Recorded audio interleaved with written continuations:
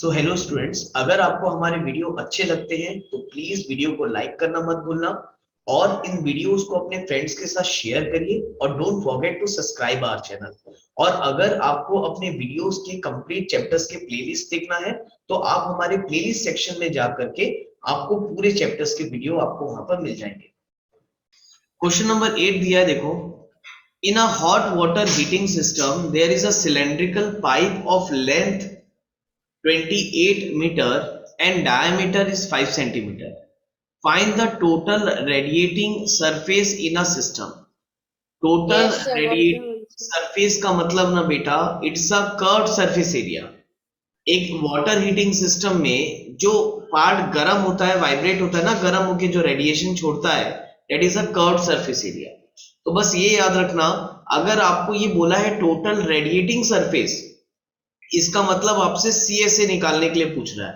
अगर आपको इतनी सी बात अगर मालूम रही तो ये क्वेश्चन बिल्कुल आराम से बन जाएगा आपसे। देखो, in a hot water heating system there is a cylindrical pipe of length 28 metre.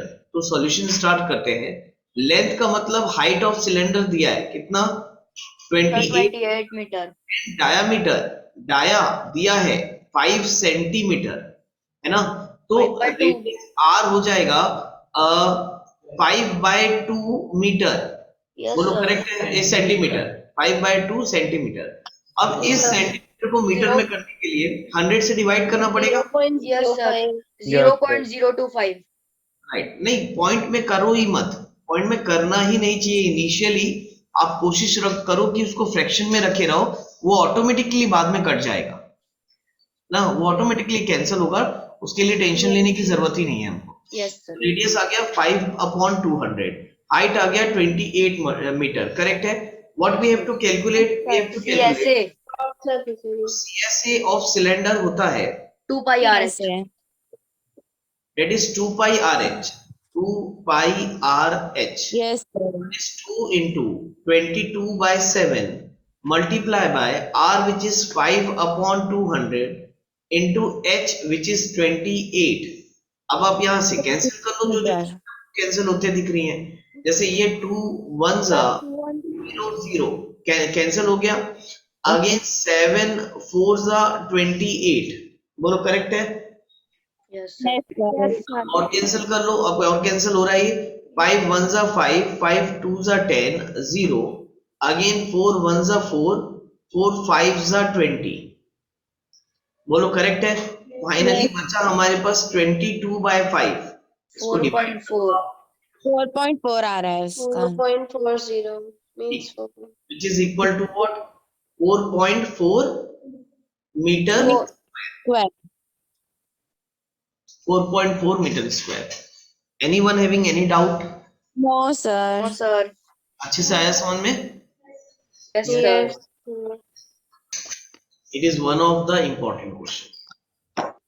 अगर आपके टीचर्स को अच्छा लगता है हार्ड पेपर सेट करने में तो ये क्वेश्चन आप एक्सपेक्ट कर सकते हो अपने फाइनल एग्जाम्स में, ठीक है ना? बिल्कुल करेंगे, एकदम गारंटी लिख लेंगे।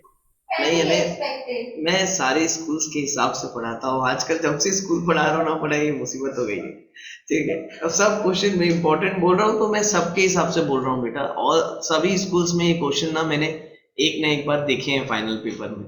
चलो देखो यहाँ पर फाइंड द, बन गया, अरे गुड, बढ़िया, बन गया है, बन जाएगा तो बनाओ। चलो बाकी लोग मेरे साथ देखो यहाँ पर। फाइंड द लेटरल, और देखो जिसको लगता है ना बन जाएगा, आप लोग बिल्कुल ट्राई करो। इनिशियली मैं रीड कर रहा हूँ, मैं तो धीरे धीरे करूंगा, आप थोड़ा सा फास्ट जा सकते हो आगे। फाइंड द लेटरल और curved surface area of a closed cylindrical petrol storage tank that is 4.2 meter in diameter and 4.5 meter in height। आपको देखो फर्स्ट बीट आपको बहुत इजी दिया हुआ है, तो इसमें स्टेप मार्किंग रहती है, तो फर्स्ट बीट तो सबका बन जाना चाहिए। आपको एक कर्व्ड सरफेस एरिया निकालना है closed cylindrical petrol storage tank का, जिसका डायमीटर आपको गिवन है, जिसकी हाइट आपको गिवन है। तो फर्स्ट पार्ट तो यानी एकदम लड्डू है, फट से बना लोगे आप, आपको बस कर्व्ड सरफेस एरिया निकालना है। चलो 59.4 मीटर स्क्वायर। Sir, 59.4. हाँ, क्वेश्चन नंबर 5 का ठीक है, जिनका हो गया है प्लीज आप उसका सेकंड बनाओ, कोई प्रॉब्लम नहीं है, सेकंड वाला बना लो। जिनका नहीं बना है, देखो आपको डायमीटर दिया हुआ है, आपको डायमीटर दिया है 4.2 मीटर। तो अगर डाया दिया है ना तो रेडियस हो जाएगा 2.1 मीटर, जस्ट इसका हाफ। करेक्ट है? Yes, sir. 2.1.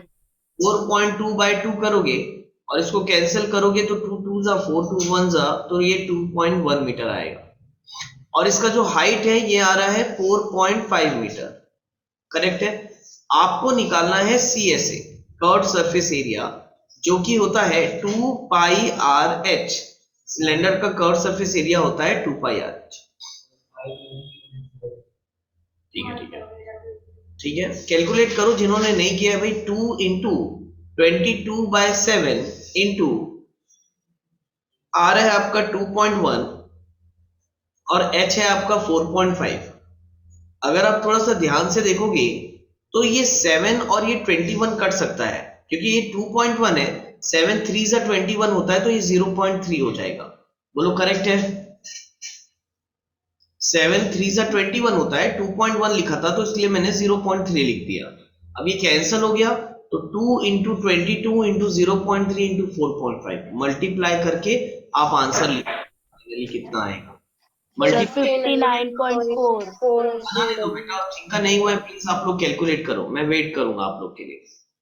अच्छा अच्छा, पहले ये बताओ ऑनलाइन वाले कैलकुलेशन कर लिया, बताओ ये मल्टीप्लाई करके कितना आ रहा है बेटा?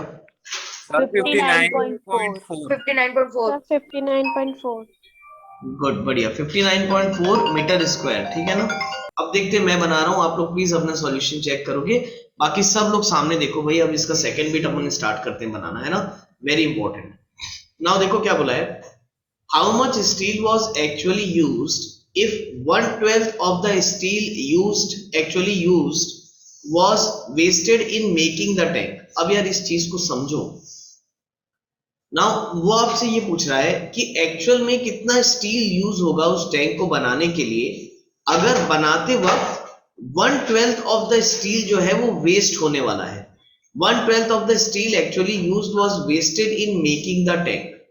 तो एक्चुअल में कितना स्टील यूज हुआ है, यानी ये चीज समझो कि मान के चलो आपको कोई भी इवन आप मान के चलो आपको एक कपड़ा सिलना है, तो जब आप मार्केट से कपड़ा लेके आओगे तो थोड़ा सा ज्यादा ही लेके आओगे ना, क्योंकि आपको मालूम है कि कटिंग वटिंग में तो कुछ ना कुछ मटेरियल जो है वो वेस्ट होगा। बोलो करेक्ट है? तो इस स्टील को बनाने के लिए एक्चुअल में कितना मटेरियल लगा वो हमको निकालना है। अगर 1/12 ऑफ द मटेरियल जो है वो वेस्ट हो रहा है, ठीक, तो अब यार इसको समझो सर। पहले ना। हाँ बोलो शौर्य। सर मैं लैपटॉप से ज्वाइन हो रहा हूँ ना, 2 मिनट। बेटा तो हो जाए, उसमें बताने की क्या जरूरत है? अरे नहीं तो एंड करूंगा ना, अभी लीव करूंगा। हाँ ठीक है। अब देखो, अब सबसे पहले ये समझो कि भाई इस टैंक को एक्चुअल में बनाने में जो एरिया लग रहा होगा, जो जो पोर्शन हमको मटेरियल लग रहा होगा, उसका एरिया मैं एक्स एज्यूम कर लेता हूं। कर सकता हूं? प्लीज समझो, Yes, sir. 9th क्लास सबके सब भाई यहां समझो। देखो आपको बनाना क्या है, पहले ये इमेजिन करो क्या बनाना है। Closed cylindrical petrol storage tank आपको बनाना है। करेक्ट है? अब इस टैंक को बनाने के लिए एक्चुअल में जो स्टील यूज हुआ, एक्चुअल में जो स्टील आपको इनिशियली मिला, उसका एरिया को मैं सपोज कर लो, एज्यूम कर लेता हूं, it will be x metre square. तो एज्यूम कर लो, let the actual steel used in making tank is x metre square. ठीक, जो एक्चुअल में जो स्टील लगा होगा उसको मैंने x मीटर स्क्वायर एज्यूम कर लिया। कोई doubt? No, sir. x metre square. देखते जाओ बेटा, सामने देखो बस आप लोग। नाउ अब क्या बोल रहा है, देखो, if 1/12 of the steel actually use was wasted. तो अब मुझे आप लोग बताओ कितना material X by 12 material is wasted. अगर मैं वेस्टेड मटेरियल या मटेरियल वेस्टेड निकालूंगा, material which is wasted in making the tank. तो अगर जो मटेरियल वेस्ट हो रहा है टैंक को बनाने के लिए वो अगर मैं निकालूंगा तो वो कितना है 1/12 ऑफ अ एक्चुअली यूज्ड। तो 1/12 of the actually use, actual में कितना यूज कर रहे थे हम x। Let the actual steel used in making the tank is x metre square. तो इसका 1/12 वेस्ट हो रहा है, यानी कि 1/12 ऑफ x वेस्ट हो रहा है, यानी ये कितना आ गया x by 12 मीटर स्क्वायर। बोलो क्लियर है? Yes, sir. यहां तक आया समझ में? नाउ अब यहां से हमारी एक इक्वेशन बन सकती है अकॉर्डिंग टू क्वेश्चन। अब मुझे तुम बताओ, जो आपका परफेक्ट सिलेंडर बना होगा बाद में, जो ये स्टील के हेल्प से जो आपने सिलेंडर बनाया होगा वो कैसा बनाया होगा? देखो पहले आपको टोटल स्टील लगा, पहले बताओ टोटल स्टील कितना लगा? एक्चुअल स्टील आपने कितना लिया x, इसमें से 1/12 वेस्ट हो गया, यानी x अपॉन 12 जो है वो वेस्ट हो गया। टोटल मटेरियल था हमारे पास, टोटल मटेरियल x था हमारे पास, इसमें हमारा 1/12 वेस्ट हो गया, यानी x by 12 वेस्ट हो गया। तो अगर मैं इन दोनों को माइनस कर दूंगा तो is equal to TSA of cylinder आना चाहिए। Yes, sir. क्योंकि अगर मैं मटेरियल वेस्टेड मटेरियल को हटा दूं बेटा तो इसका मतलब उसके बाद सिलेंडर बन जाएगा ना हमारा। Total x Yes. किया उसमें से x by 12 वेस्ट हो गया, तो फाइनली हमारा सिलेंडर बन गया, that is equal to the TSA। ये इक्वेशन अगर आपको समझ में आ गई तो आपसे ये क्वेश्चन बन जाएगा। आया क्या समझ में? Yes, sir. जितना मटेरियल, फिर से मैं बता रहा हूं, x टोटल मटेरियल x था, उसमें से x by 12 वेस्ट हुआ, तो फाइनली तुम्हारा सिलेंडर बन गया, that is TSA of cylinder. Correct है? चलो सॉल्व करो इसको आगे, इस इक्वेशन को सॉल्व करो आगे। सर आ गया आंसर। ठीक है, ऐसे ही बनाए थे जिन्होंने बताया था आंसर। यस सर ऐसे ही था। ठीक है 95.04। 95.04 मीना ऐसे Yes, sir. Sir, but we can also do the TSA by 12 and then नहीं, no shortcuts, no shortcuts. Sir, yes. बिना इक्वेशन 5.0. बिना इक्वेशन बनाए Sir, कैसे? 95.04. Just cross Then multiply, adding- just cross multiply. 04 आ रहा है. अरे बाबा मेरे को बताने दो, आप आंसर पीछे से भी चेक कर सकते हो। चलो देखो, अब जस्ट क्रॉस मल्टीप्लाइड, अगर आप क्रॉस मल्टीप्लाई करोगे तो ये आ जाएगा 12x minus x upon 12। LCM लेना सबको आता है, must be equal to TSA। TSA क्या होता है? 2 pi r times of r plus h। Correct है? नाउ ये आ जाएगा 12x minus x will become 11x upon 12 by 12. must be equal to 2 into 22/7 into r। r हमारा था 2.1 2.1. Times of 2.1 plus 4.5। 4.5. ठीक, अब यहां पर से कुछ चीजें कैंसिल डायरेक्ट कर देता हूं मैं, ये 0.3. 11 1 जा 11, 11 2 जा 22, आजू बाजू डायरेक्ट कैंसिल कर दिया मैंने। ठीक, तो ये हो गया x by 12 is equal to 2 2 जा 4 into 0.3 into 2.1 plus 2.5 6.6. 6.6। करेक्ट है? नाउ क्रॉस मल्टीप्लाई कर दो तो फाइनली x आएगा आपका 4 into 0.3 into 6.6 into 12। 12. कैलकुलेट करके बताओ कितना आ रहा है? 95.04. 95.04. 95.04 centimeter square. 04 centimeter. तो भाई ये x आया है, x का मतलब समझ रहे हो, ये एक्चुअल स्टील है जो यूज हुआ है उस सिलेंडर को बनाने में, यानी ये TSA से ज्यादा होगा, है ना? क्योंकि TSA तो जो उसका एग्जैक्ट है वो आया, और जो x है वो एक्चुअल में कितना ले रहे थे आप मटेरियल, जिसमें कटिंग वटिंग सब इंक्लूडेड है। ठीक है ना? पहले बताओ क्वेश्चन की अंडरस्टैंडिंग आई आपको, समझ में अच्छे से आया समझ में? Yes sir. Yes. It's a very good question, it's a very good question. हाँ, तो ये ध्यान रखना। Now this both questions are very important. Mark 10th and 11th is also very important. आपके स्कूल में ना बेटा मैं गारंटी दे रहा हूं इन 9, 10, 11 में से कोई एक क्वेश्चन फाइनल एग्जाम में 100% पूछ सकता है। उसमें ज्यादा पॉसिबिलिटी इसकी है, ये लास्ट वाले की, पेन होल्डर वाले की। ये भी क्वेश्चन बहुत बार एग्जाम में आया है और 9th क्वेश्चन भी जो है आपका बहुत बार एग्जाम में आया है। 9th क्वेश्चन थोड़ा सा हार्ड बना देता है, बाकी 11th क्वेश्चन इजी है और बहुत बार पूछता है ये।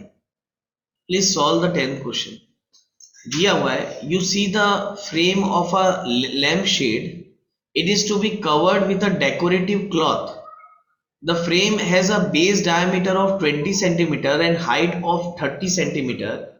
A margin of 2.5 centimeter is to be given for the folding it to over the top and bottom of the frame.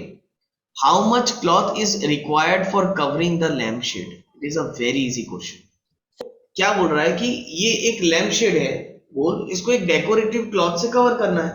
Decorative cloth से कवर करना है का मतलब क्या है? ऐसे गोल घुमाऊंगे ना, एक कपड़े से कवर करना है ना, कपड़े को ऐसे गोल घुमा दोगे, यानी सीए से निकालना है। लेकिन उसमें एक कंडीशन ये दिया है कि मार्जिन छोड़ना है आपको। ये देखो, ये हो गया कपड़ा आपका, ये ऐसे कपड़े से आपको फोल्ड करना है। और करना क्या है ना, ये कपड़ा थोड़ा सा लंबा लेना है आपको। देखो बहुत इजी क्वेश्चन है, आप लोग इसको अच्छे से पढ़ो। The frame has a base diameter of 20 centimetre and height of 30 centimetre. इसकी हाइट दी है कितना? 30. करेक्ट है। A margin 2.5 centimeter is to be given for folding it over top and bottom। यानी कि हमको एक्स्ट्रा मार्जिन, जैसे हम कभी भी देखना, अगर आप ऐसा सर्कुलर ऑब्जेक्ट को कभी तुमने गिफ्ट पैक किया होगा तो हम पेपर थोड़ा सा बड़ा लेते हैं ताकि वो ना टॉप और बॉटम में वो ऐसा फोल्ड हो जाए। तो सेम वही चीज ये भी बोल रहा है कि भाई एक्स्ट्रा मार्जिन आप टॉप और बॉटम में ले लो। और कितना एक्स्ट्रा मार्जिन लेना है आपको? 2.5. और ये भी कितना? Yes. 2.5। पहले बताओ ये आया सन में, तो होगा क्या ना, आपका हाइट चेंज हो जाएगा। टोटल हाइट था 30 में आपको 2.5 आ जाएगा। तो 30 में 35। तो टोटल हाइट कितनी हो जाएगी? 35। ये आपका हाइट, और आपका रेडियस उतना ही रहेगा बेटा। रेडियस कितना? डायमीटर दिया शायद It's 10 10 सेंटीमीटर आ जाएगा रेडियस। 10 सेंटीमीटर है तो रेडियस हो जाएगा 20 है तो रेडियस हो जाएगा 10 सेंटीमीटर। बोलो करेक्ट है? Yes sir. आपको करना Yes, क्या sir। है, आपको न्यू हाइट मिलेगी यहाँ से। सॉल्यूशन आप यहाँ से इस टाइप से कर सकते हो कि भाई हाइट इज इक्वल टू, नहीं, थोड़ी सी स्टेटमेंट लिख देते हैं, 9th क्लास है। Height of cloth is nothing but 32.5 plus 2.5 which is nothing but 35 centimetre. और रेडियस आपको लेना है 10 सेंटीमीटर। और just you have to calculate the CSA how much cloth is required for covering the lampshade. You have to calculate the CSA. 2200 centimetre. अब area required is nothing but equal to CSA. No need to draw diagram also बेटा, है ना। आप direct solution लिख सकते हो। Exam में भी आपको डायग्राम बनाने की भी कोई जरूरत नहीं पड़ेगी। तो CSA निकालोगे तो ये हो जाएगा 2 pi RH, that is 2 into 22/7 times of radius which is 10 and H which is 35। तो ये बहुत ही easy Sir, question. both required, area required. हाँ भी ना, It's cloth required or area required? Area required. Required of cloth, ऐसा जो भी आप स्टेटमेंट आप अपने मन से लिख लो, कोई प्रॉब्लम नहीं। एरिया रिक्वायर्ड लिख दिया मैंने सिंपल। 2200. 44 into 5 कितना आता है? 2200. 2200 2200 आ रहा है क्या? 2200 यस सर, यही आ रहा है। Centimetre square. Simple question right. और ऐसे ही सिंपल क्वेश्चन एग्जाम्स में एक्सपेक्टेड भी रहते हैं। तो मैं बोला ना 9, 10, 11 तीनों इंपॉर्टेंट है। 9th क्वेश्चन टीचर्स तब देते हैं जब थोड़ा सा उनको मालूम है फर्स्ट बीट तो बना ही लेंगे, सेकंड क्वेश्चन बहुत लोग से छूटेगा इंटेंशनली, है ना। तो बन गया, अच्छी बात है। एक बार देखो मैं भी बता दे रहा हूँ यहाँ पर। Yes, sir. the students of a Vidyalaya were asked to participate in a competition for making and decorating pen holders in a shape of a cylinder with a base using cardboard. Each pen holder was to be of radius 3 centimeter. Again, no need to draw the diagrams. आप सीधा आप given से start कर सकते हो. Correct है. Now given radius are दिया हुआ है आपको 3 सेंटीमीटर और height of that pen holder दिया है आपको 10.5 सेंटीमीटर. द विद्यालय was to supply the competitors with cardboard if there were 35 competitors. How much cardboard was required to bought for the competitions. बहुत सिंपल क्वेश्चन है ये. आपको सबसे पहले क्या करना होगा, you just have to calculate the total surface area जो उस पेन का पेन होल्डर का लगेगा. ठीक है ना. तो total area of pen holder. Sir एक बार मैं बताऊं क्या कुछ. हाँ बोलो. Sir, we can calculate CSA, then can sir add surface volume. Area निकालेंगे CSA plus area of base of pen holder. देखो मैंने वही तो लिखा है. हाँ वही तो मैं. हाँ sir 2 pi r h plus pi are square. Total area of pen holder is nothing but CSA plus base area. आप डायरेक्ट एक साथ कर लो ना, आपको इजी पड़ेगा. अलग अलग निकालोगे ऐड करोगे तो थोड़ा सा लेंथी हो जाएगा. एक साथ कर लो CSA प्लस बेस एरिया. तो भाई CSA होता है 2 पाई आर एच और बेस एरिया होता है सिलेंडर का pi base. R square. Right ना. That is pi r h. Square. बोलो करेक्ट है. नाउ आप चाहो तो पुट कर दो और चाहो तो कॉमन भी ले सकते हो. तो मैं प्रिफर करता हूँ कॉमन लेना. सर मैं पुट करके पाई कराऊंगा. आर कॉमन ले लेता हूँ. तो जैसे मैं इसमें से पाई आर कॉमन लूंगा तो ये मेरा बच जाएगा 2h प्लस आर. करेक्ट है. सर मैं पुट कर दिया था उसको वैल्यू. कॉमन लेने से चीजें हमेशा आसान हो जाती हैं.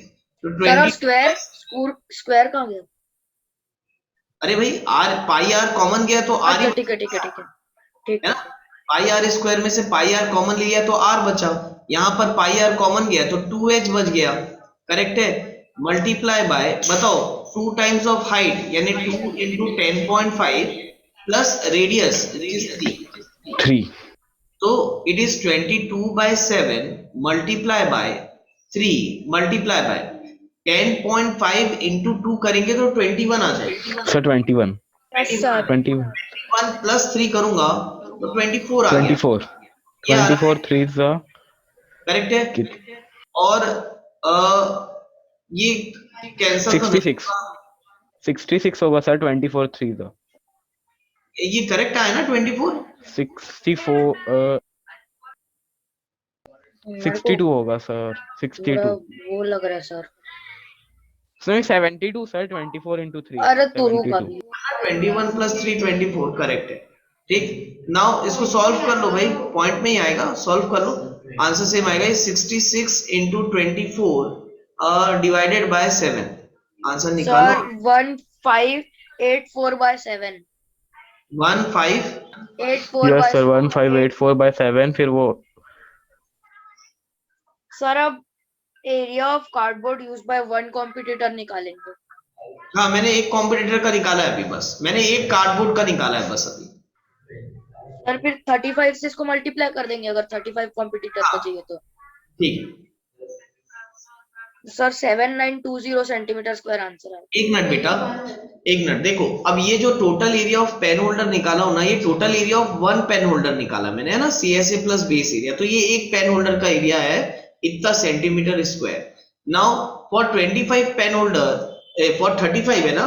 तो for 35 pen holder for 35 pen holder it will become 1584/7 multiply by 35. ये कैंसिल हो जाएगा. अब 7 5 से 35. 7 5 जा 35. तो जस्ट मल्टीप्लाई इट. आपका आंसर आ जाएगा. सर आ जाएगा 7920. 7920. अच्छा directly. Yes sir. Yes sir लिख दो. तो 7920 आया ये सबका. Yes sir. Yes, sir. Centimetre square. 0 centimetre square. Everyone got it ना. Anyone having any doubt. No, sir. No sir. Now next cone में आ गए भाई. Now again one of the most important topic cone. अब देखो actual में मैं आपको बता रहा हूँ होता क्या है ना, जब कोई चीज नई इंट्रोड्यूस होती है ना क्लास में पहली बार, वो टॉपिक आपके लिए एक अलग ही इम्पोर्टेंट रोल प्ले करता है एग्जाम्स में स्पेशली। जैसे कि 10th में दो चैप्टर है, ट्रिग्नोमेट्रिक और एपी एरिथमेटिक प्रोग्रेशन।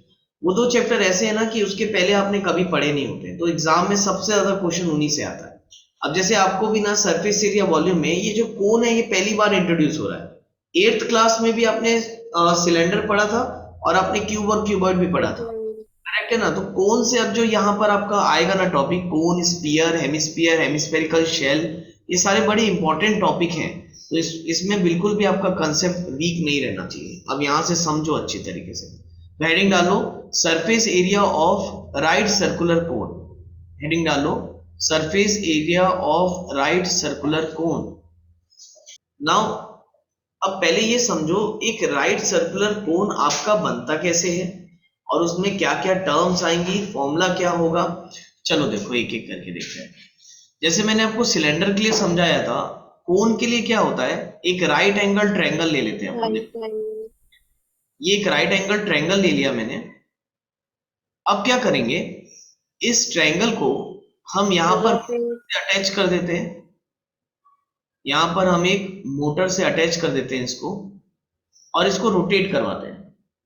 अब जैसे तुम एक राइट एंगल ट्रायंगल को रोटेट करोगे ना और उसको ऊपर से देखोगे, तो ऊपर से आपको एक कोन बनता नजर आएगा इस टाइप से। Yes. Right,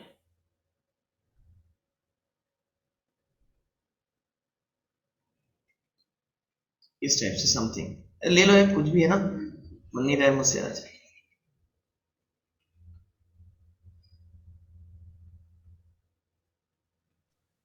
You are drawing the. ये इस टाइप से कुछ, ठीक है ना। right one. बन गया सर कोन। Yes. तो जब वो राइट एंगल ट्रायंगल घूमता हुआ नजर आएगा आपको ऊपर से, अगर आप देखोगे ना तो आपको एक कोन की तरह नजर आएगा, करेक्ट है ना। और याद रखना हम ये पोर्शन रख के हम इस राइट एंगल ट्रायंगल को घुमा रहे हैं, यानी राइट एंगल ट्रायंगल का ये जो परपेंडिकुलर है ना, इस परपेंडिकुलर को अगर तुम घुमाओगे गोल गोल गोल गोल, तो आपका एक कोन बनता नजर आएगा। ये जो मैंने आपको यहाँ पर एक एक्टिविटी बताई है ना, इसी एक्टिविटी बेस पे आपके दो क्वेश्चंस हैं आपके एनसीईआरटी पे, ठीक है ना, वो भी मैं आपको बताऊंगा। तो ध्यान रखना, एक राइट एंगल ट्रायंगल के रिवॉल्व होने से आपका कोन बनता है। आया ना समझ में। आपको एमसीक्यूज में भी पूछ Yes, सकते हैं भाई, कौन से फिगर से आप कोन बना सकते हो, तो हम एक राइट एंगल ट्रायंगल से कोन को बना सकते हैं। उसको रोटेट करोगे तो आपको कोन फॉर्म होता नजर आएगा। Is that clear to you? Yes, sir. ठीक है। Yes sir. कोन तुम्हारा होता क्या है? नाउ ये हो गया कोन भैया आपका, ठीक है। पूरे क्रॉस सेक्शन बन गए कोन के। अब देखो यहाँ पर इसको कोन का एपेक्स बोलते हैं। This is the apex of cone, this is the apex of cone. और एपेक्स से ये सेंटर तक का ये सर्कल का ये जो सेंटर है, इसको मैं ओ बोल देता हूँ। ये लेंथ को हम हाइट ऑफ अ कोन बोलते हैं। इसको हम क्या बोलेंगे? हाइट ऑफ अ कोन। और ये जो इंक्लाइंड वाली लाइन दिख रही है आपको अब यहाँ पर कोन, इसको हम बोलते हैं बेटा स्लैंट हाइट। इसको हम बोलते हैं स्लैंट हाइट, जिसको हम एल से रिप्रेजेंट करते हैं। ये क्या है आपका? एक स्लैंट हाइट, जिसको आप एल से रिप्रेजेंट करते हो। अब क्योंकि आप एक राइट सर्कुलर कोन पढ़ रहे हो, मैंने ऑलरेडी एक्सप्लेन किया था राइट सर्कुलर का मतलब क्या होता है, कि भाई उसके एपेक्स से जो आपकी हाइट रेडियस के साथ कौन सा एंगल बनाएगी? 90 degree. That is known as a right circular, ठीक है। क्या होता है तो इसको राइट सर्कुलर नहीं बोल पाते अपन, है ना। और हमारे सिलेबस में राइट सर्कुलर ही है।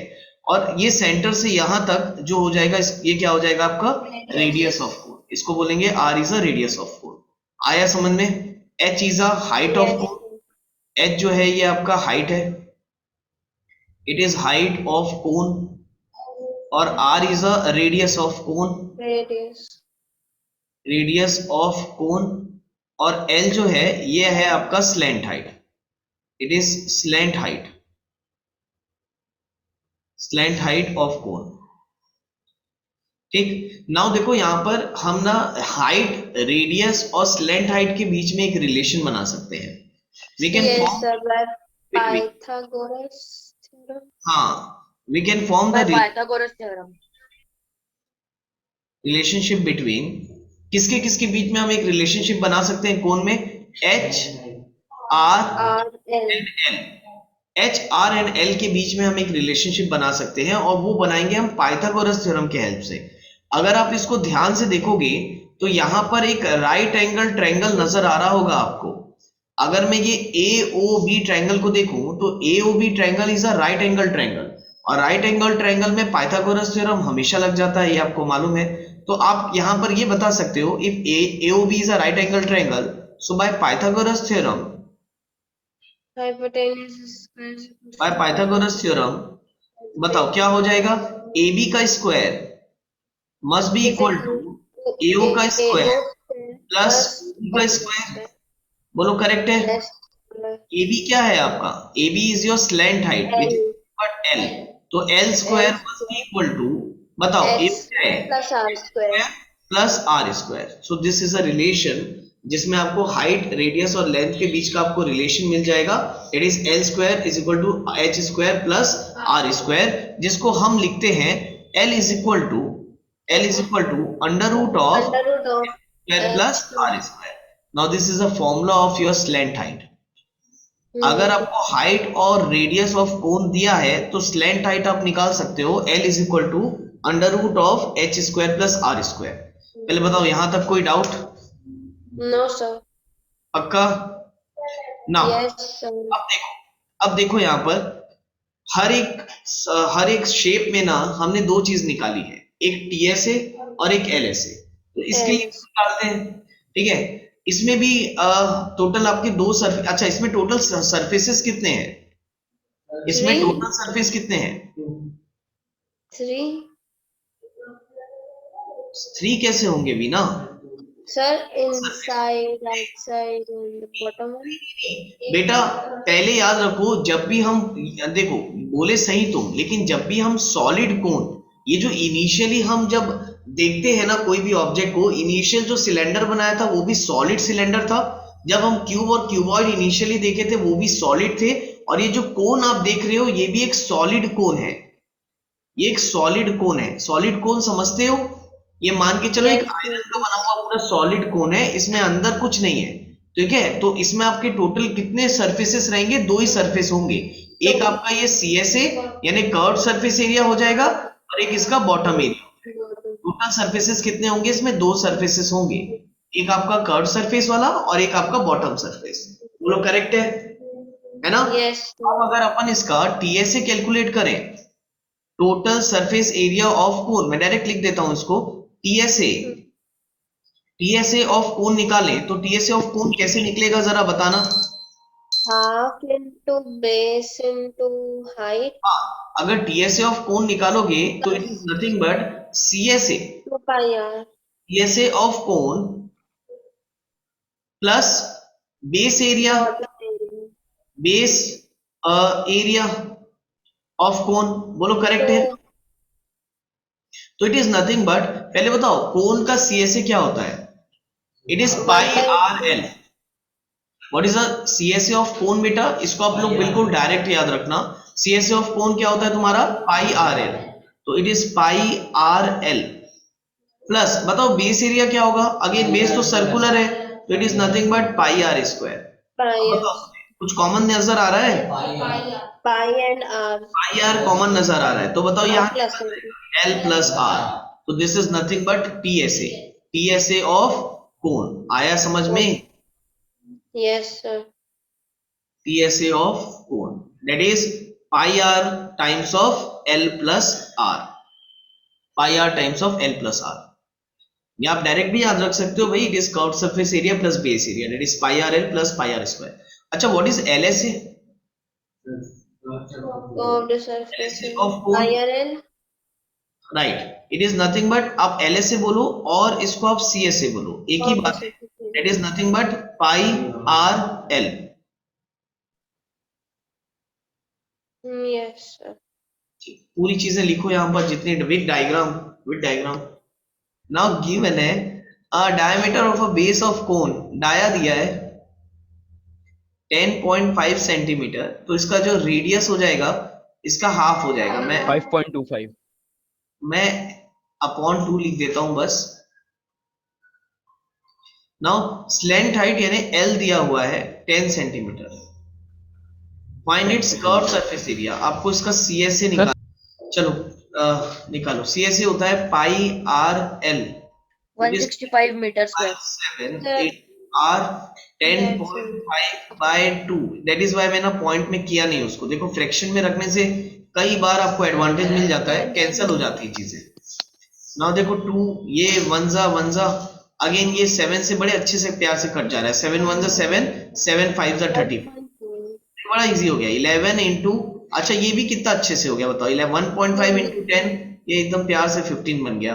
तो 11 इंटू 15 कर दो, पूरा डेसिमल 165 प्यार से क्या 165 आ रहा है।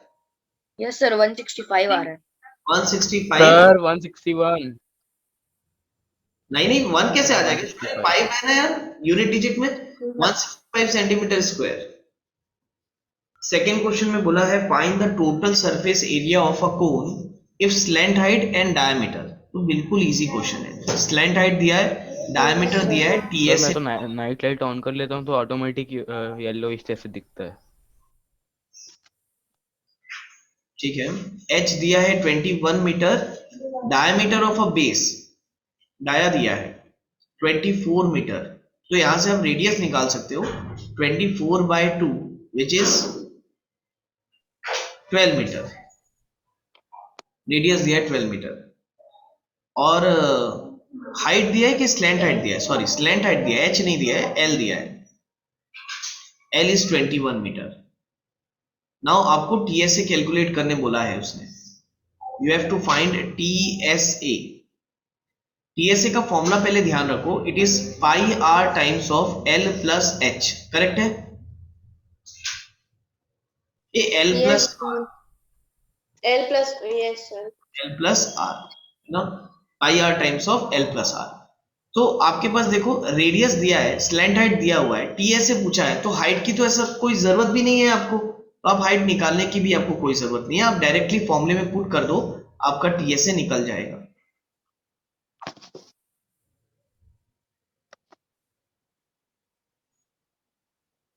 तो it is 22 by 7 into 12 into 3।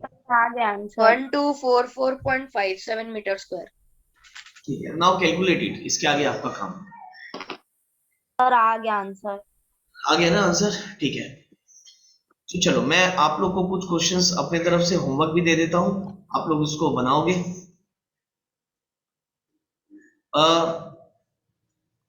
Starting के 4 क्वेश्चंस तक काफी इजी है ये, तो एक काम करना, आप लोग क्वेश्चन नंबर 4 तक ट्राई करके आना।